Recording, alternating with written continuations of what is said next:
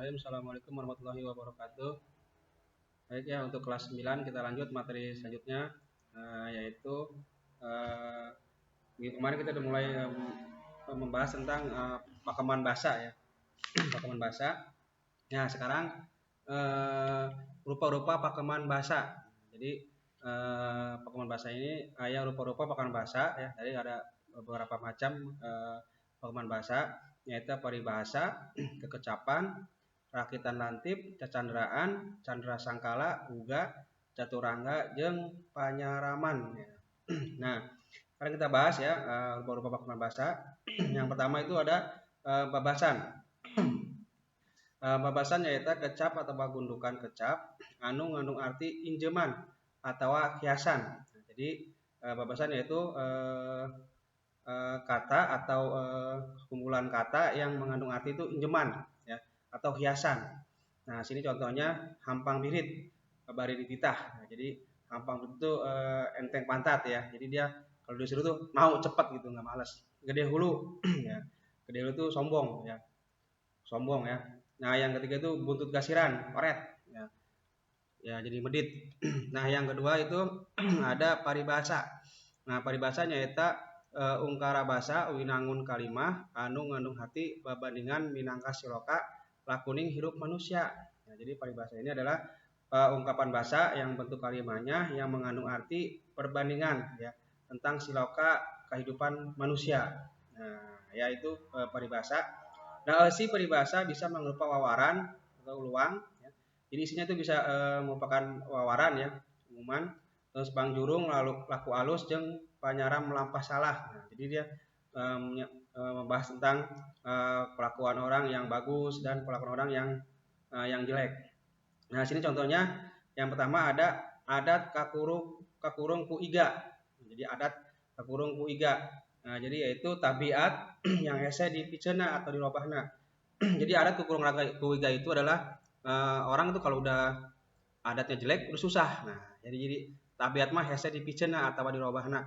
Kalau udah dia kelakuannya atau tabiat dia itu begitu ya susah. Nah, itu jadi adat kakurung iga. Nah, yang kedua anjing ngagogogan kalong. Jadi mika hayang nu pamoholan bisa laksana. Jadi kepengen yang nggak bakal bisa laksana.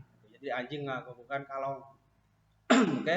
Yang selanjutnya ada kekecapan ya atau kecap hiasan. Nah, nyaeta kecap-kecap atau gundukan kecap anu geus jadi omongan-omongan. Nah, jadi kata-kata atau kumpulan kata yang sudah menjadi omongan ya. Omongan ya, setengah babasan ya. Terus umumnya mengandung arti injeman ya sama kayak babasan ya, cuma setengahnya. Jadi dia tetap mengandung arti injeman. Ini contohnya dinang na neng ne. Ya, jadi dinang na neng ne itu artinya dipiara atau dibikanya pisan. Jadi dinang na neng ne itu dia punya ucing apa dinang neng ne gitu. Jadi dia dipiara dan disayang banget sama ucingnya ya. Terus contoh kedua teu eleh geleng ya.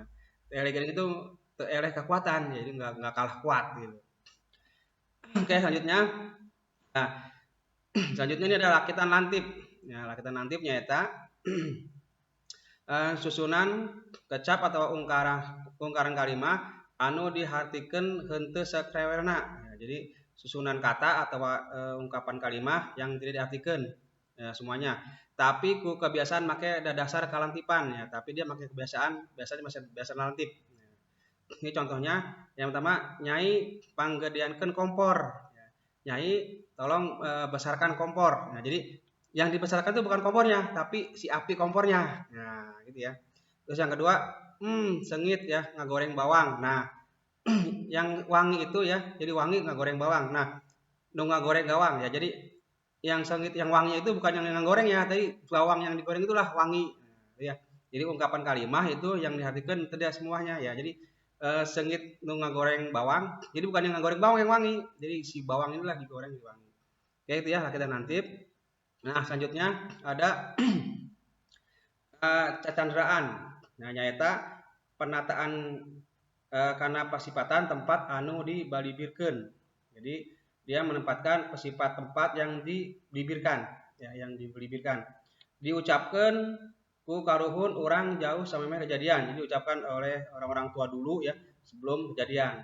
Contohnya sini ada Bandung heureun ku tangtung. Ya, jadi Bandung heureun ku tangtung.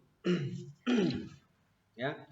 Terus sama Sumedang ngarang-rangan. Ya, jadi Sumedang ngarang-rangan itu Sumedang itu fungsi dipimpin ku lain orang Sumedang. Jadi Sumedang ngarang-rangan, jadi Sumedang itu pernah dipimpin oleh bukan keturunan orang Sumedang, yaitu Candraan. Jadi dia penataannya sifat tempatnya itu dibelibirkeun, ya. Diucapkan oleh karuhun orang, ya, yang jauh sebelum kejadian. Nah, selanjutnya itu ada Candra Sakala. Nah, nyaeta kauweruh ngeunaan tahun kejadian hiji perkara anu dibelibirkeun tur make tahun saka. Ya. Jadi yaitu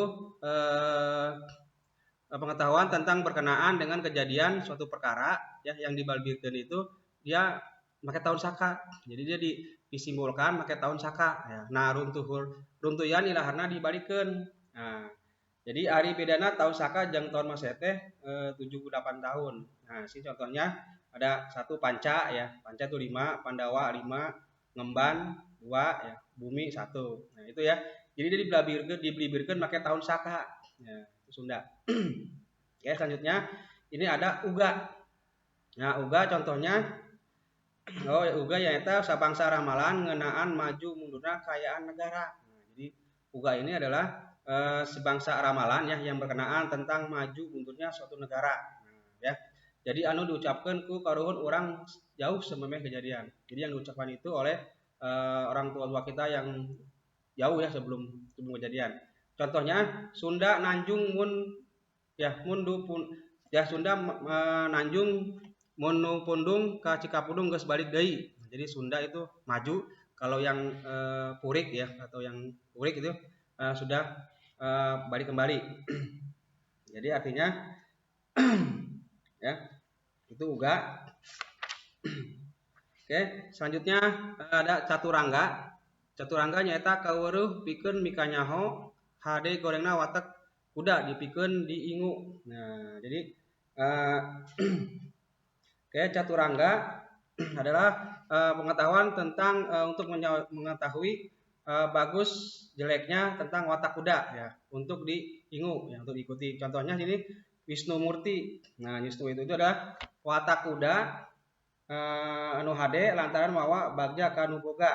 Ya, jadi Wisnu Murti itu adalah watak kuda yang bagus karena mawa bahagia kepada yang punya. Nah, cirina nyaeta sakabeh warna bulu kuda nu hideung. Jadi contohnya itu atau cirinya itu semua kuda mempunyai yang warnanya hitam. Nah, yang kedua ini contohnya ada Satria Tinayungan. Satria Tinayungan ini adalah watak kuda anu hade. Nah, matak mulia kanu ngingu. Nah, tandana kukunciran dina tonggong handepen salah belah hareup.